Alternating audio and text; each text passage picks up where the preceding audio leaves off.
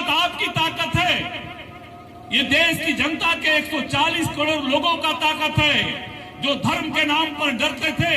आप याद करिए 2014 से पहले के भारत, ये कांग्रेस और कांग्रेस के लोगों का बयान आप सुन लीजिए। कहते थे कि कश्मीर भारत का अभिन्न अंग है, लेकिन भारत के अंदर कानून चलता था अलग और कश्मीर के अंदर धारा 370 लगा करके कश्मीर के अंदर अलग कानून लगाता था। देश की संसद में हमारे गृह मंत्री अमित शाह जी बोलते थे, बोले कि आप बोलते हैं खून की नदियां बहेगी, एक चिमटा भी कश्मीर के अंदर कोई उत्पात करने का हिम्मत नहीं कर पाया। ये है देश के 144 करोड़ लोगों का दिया हुआ आशीर्वाद जो नरेंद्र भाई मोदी जी को दिया। और आज वही कश्मीर दुनिया के अंदर इस बात को प्रगति का एक नया अध्याय विकसित करने का काम किया। आज जो काम आजादी के 75 सालों तक नहीं हुआ, उस कश्मीर के अंदर जम्मू से लेकर के श्रीनगर तक रफ्तार से ट्रेनें दौड़ना शुरू हुआ और चिनाब नदी का पुल तो दुनिया के लिए धरोहर के रूप में बन गया। मित्रों, मैंने इसलिए ये बात कहा, ये भारत की ताकत है, वैश्विक ताकत है। जिस प्रकार से आज भारत के हमारे आदरणीय प्रधानमंत्री नरेंद्र भाई मोदी जी 144 करोड़ देशवासियों का सबका साथ, सबका विकास, सबका प्रयास, सबका विश्वास, इस नारे के साथ, इस संकल्प के साथ देशवासियों के बीच में जाकर के और उस भाव को लेकर के जब दुनिया के देशों में जाते हैं तो वही भारत है जो झुकता हुआ भारत था। आज पूरे दुनिया का नेतृत्व नरेंद्र भाई मोदी जी को सैल्यूट करने के लिए आगे आकर के खड़ा रहा। बहनों भाइयों, केवल इतना ही विषय नहीं है।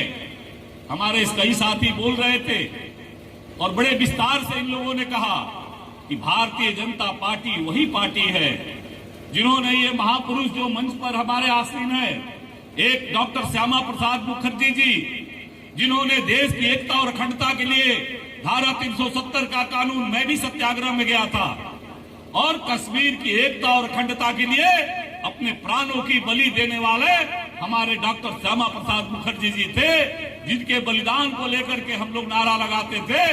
आज वही कश्मीर के अंदर नरेंद्र भाई मोदी जी ने धारा 370 समाप्त कर दिया, 35 से कानून हटा दिया, और उसका परिणाम क्या हुआ कि एक देश के अंदर दो कानून था। मित्रों, विकास की जो गाथा लिखी जा रही है वो तो लिखी जा रही है, लेकिन पूरे देश में शेड्यूल कास्ट, शेड्यूल ट्राइब को, ओबीसी को आरक्षण का लाभ मिलता था, लेकिन धारा 370 के कानून के कारण कश्मीर के अंदर किसी को भी शेड्यूल कास्ट, शेड्यूल ट्राइब और ओबीसी के आरक्षण का लाभ उनको नहीं मिलता। अपने ही देश के अंदर हम गुनाहगार बन करके रह गए थे। आज वही कश्मीर चल रहा है। दूसरे महापुरुष हमारे पंडित दीनदयाल उपाध्याय जी, जो भारतीय जनता पार्टी के संस्थापक थे, और इन्होंने पूरे दुनिया के अंदर अंत्योदय का संकल्प दिया। अंत्योदय यानी गरीब का कल्याण, अंत्योदय यानी गरीब का कल्याण। समाज के अंतिम पंक्ति में जो व्यक्ति बैठा है उसके जीवन में कैसे बदलाव आए, उसका जीवन हमको बदलना है।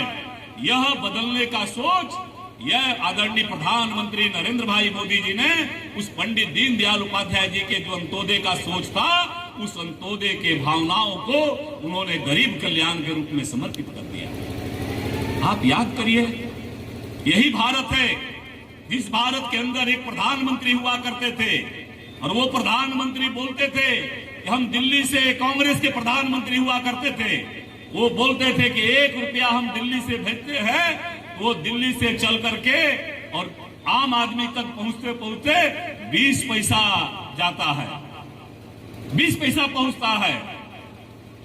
आप याद करिए, ये हमने नहीं कहा है, ये कांग्रेस के ही प्रधानमंत्री थे, उन्हीं की सरकार थी। 50 वर्षों तक उन्होंने ही देश की व्यवस्था पर शासन किया, राज्यों में शासन किया, लेकिन उन्होंने क्या किया, कहा कि 1 रुपया भेजते हैं तो 20 पैसा गरीब के पास पहुंचता है।